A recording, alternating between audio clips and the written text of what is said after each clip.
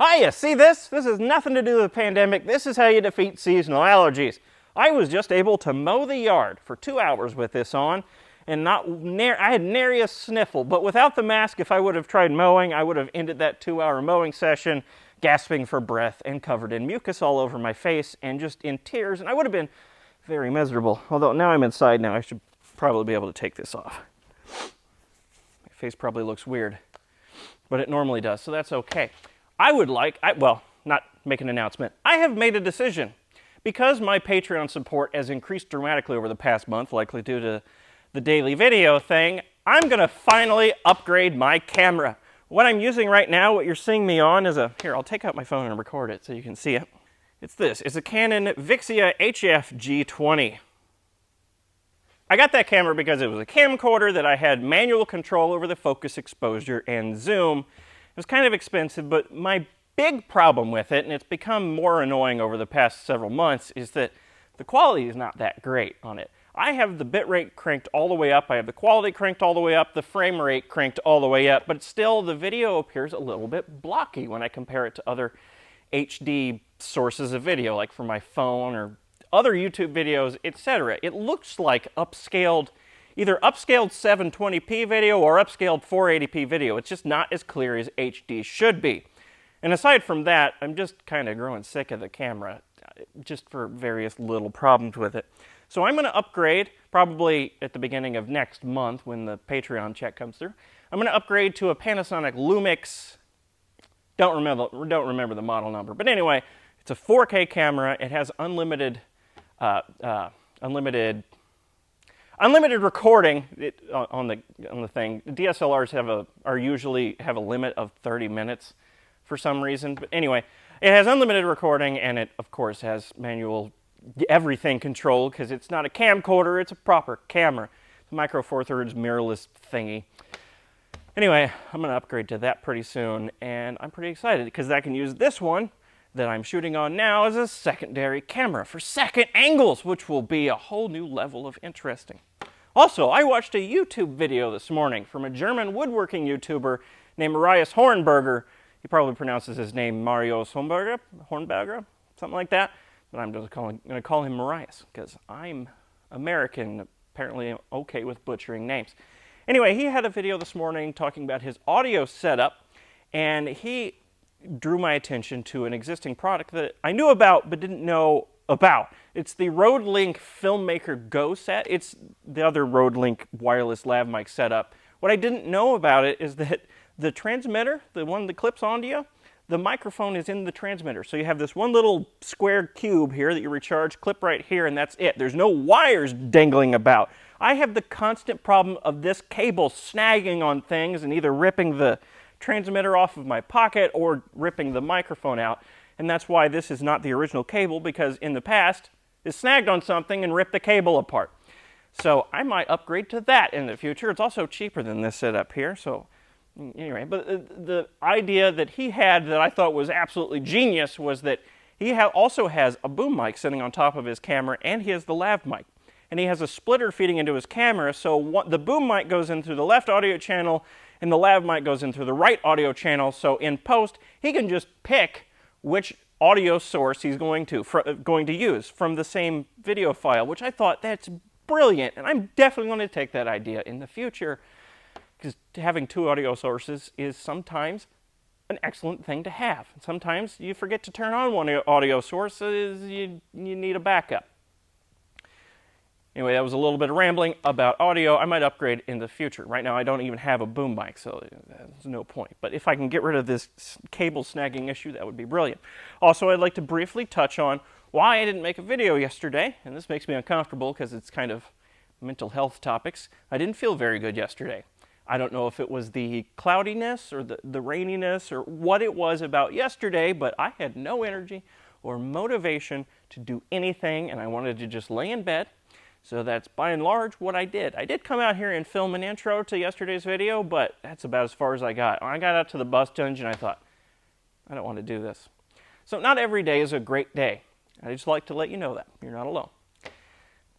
Yes, it's always weird talking about this stuff. I also filmed some stuff later on when I was feeling better, but by that point, it's just like, why am I doing this? I'll just start new tomorrow. And here we are today. I'm filming things and I'm much higher energy. It's also sunny outside, so maybe the weather is affecting me. Maybe I have seasonal affective disorder or something. Who knows? Anyway, let's go out to the bus dungeon because I've decided what I'm going to do next. The thing I decided to do yesterday during my day off was I need to remove these existing side panels. Take them all the way off. Not only to get access to what's underneath them, there's some insulation and stuff underneath there that I need to pluck out so that I can replace it, and I need to do some prep and stuff. But also, I need to do some work to these panels themselves. Also to maybe to some structure underneath them. These black bars that were here, they were just stamped pieces of sheet metal. They were kind of thick. I'm not putting them back. So that means I have to do a couple of things. One is these bars were partially here for holding the side panel, these sheet panels in place, kinda, sort of. So you had these screws along here, and that means that there's not very many attachment points to these vertical struts. So I'm gonna have to drill more screws here, or screw holes here to attach these panels to these vertical struts. But also, all of these screw holes that were here for holding those side bars in place, I'm gonna have to fill them in, which will be a lot of work, but I'm choosing to do this. And I want to do a lot, apparently.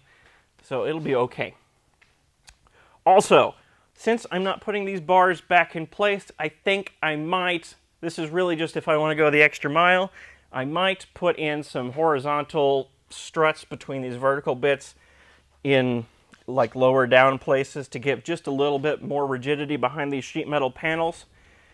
I don't know if that's really necessary, and if I do that, I'm just going to attach them using either construction adhesive or VHB so there's fewer screw holes. But I might do that. Also, do I really need to put more screw holes for the vertical supports here? Can't I just use construction adhesive and use the existing screw holes? These are questions I don't have the answer to. I might leave it as is, but I definitely have to fill in these screw holes here and do some other stuff. I don't know. I'm basically just deciding what I'm going to do as I'm talking right now. Let's take these panels off, shall we? First things first, I need to move these sheet metal panels out of the way. And to move them, I found out that these suction cup handle things that are used typically for moving glass around, they actually work extremely well for moving this sheet metal.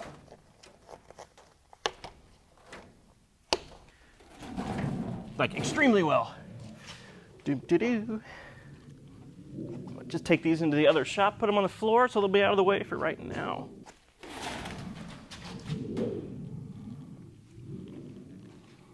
Now these panels I'm also going to have to clean and put a nice thin layer of self-etching primer on them.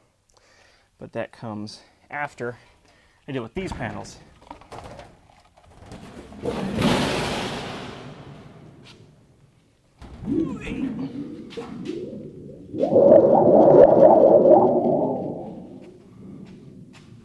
Now doing things to this bus, like removing these side bars here and filling in these screw holes, they may seem superfluous and may seem like I'm creating work for myself, and really I am, but this project's going to take me years. I might as well take the extra time to do little stuff like that while I have easy access to it. My project's going to be my pet project over the next several years, so I'm not going to try to speed things up by skipping things that will only take a day or two. So that says, yeah, I'm going to walk away from the camera while still talking because I'm that cool.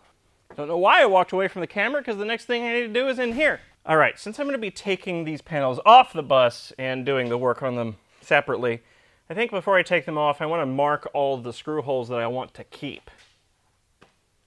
Maybe I should just mark the ones I want to get rid of. Yeah, I'll do that. Mark the ones that I want to get rid of. Okay, now all the screw holes to remove are marked. Let's just remove this panel now. There we go.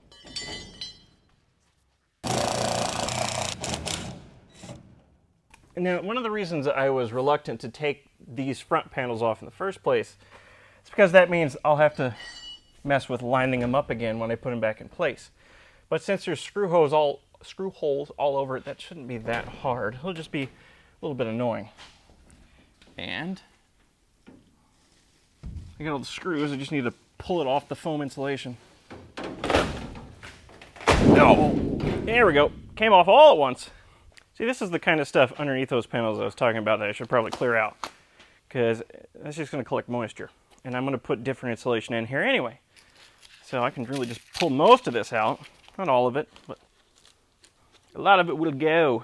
Anywho, let's do the same thing for this panel. Mark all the screws that I need to get rid of, screw holes that I need to get rid of, and take the panel off. Take the panel off. Marker started giving out on me. Let's do this instead. Some gunk jammed in this screw head here. I don't know what that is.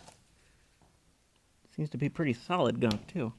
May have to get this screw out with vice grips. But screw is rather resilient, and that's annoying me. All right, that's not gonna work. The screw's not budging. I've lost it. There it is. The screw's not budging, so I'm gonna cut a slot in it with the angle grinder and use a straight slot screwdriver.